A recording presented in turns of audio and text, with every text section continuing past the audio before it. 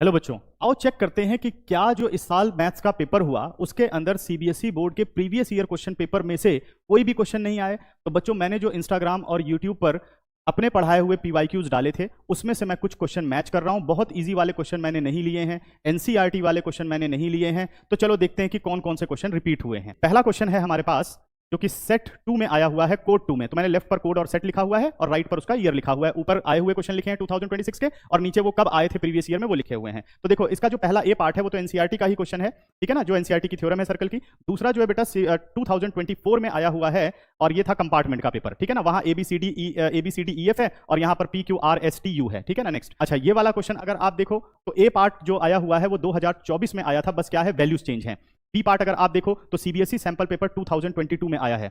Next, अच्छा, इस question में देखिए जो आया है 2026 में, इसमें डीई की वैल्यू दे रखी है, बीसी मिसिंग है। और जो 2024 में यही सेम क्वेश्चन आया था, इसके अंदर बीसी की वैल्यू है और डीई मिसिंग है। Next question in class test, अब देखो ए पार्ट देखो इसके अंदर, तो ये ए पार्ट सीधा रिपीट हुआ है, 2025 का आया हुआ क्वेश्चन है ये, बस क्या है, वैल्यूज चेंज है। वहां 30 है और यहाँ 32 है, बाकी आप ध्यान से पढ़ लेना। अगला क्वेश्चन देखो, तो एपी का जो बी पार्ट है उसमें सिर्फ क्या है, एक्सप्रेशन चेंज है, कॉन्सेप्ट सेम है, ठीक है ना। और यही क्वेश्चन सैंपल पेपर का है 2015 का।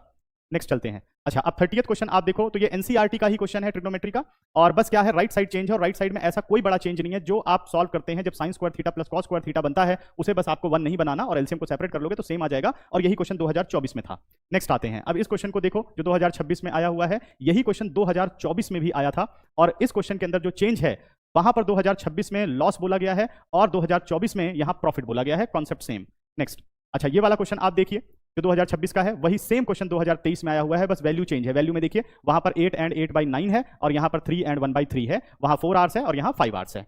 नेक्स्ट, ये वाला क्वेश्चन आप देखिए, ये वाला क्वेश्चन भी आ चुका है, लेकिन इस क्वेश्चन का मुझे ईयर नहीं पता है, बट ये क्वेश्चन मैं करा चुका हूं, ठीक है ना। ये आप वीडियो में जाकर के देख सकते हैं क्वाड्रेटिक इक्वेशन की सीरीज में। नेक्स्ट क्वेश्चन, अगर आप इस क्वेश्चन को देखो तो ये क्वेश्चन 2024 कंपार्टमेंट में आया हुआ है।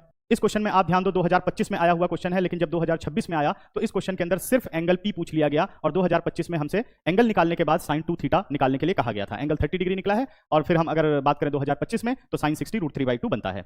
नेक्स्ट बेटा, इसको ये क्वेश्चन तो बिल्कुल डायरेक्ट आया हुआ है, 2023 में भी आया था और फिर 2026 में भी आया। तो बच्चों, एक बात हमेशा ध्यान रखो कि कोई भी डिसीजन लेने से पहले हमेशा फैक्ट्स चेक जरूर करो, कभी भी इमोशन में आकर के डिसीजन मत लो। ये दुनिया हमेशा प्रैक्टिकल लोगों को पसंद करती है, इमोशनल लोगों को बिल्कुल नहीं पसंद करती है।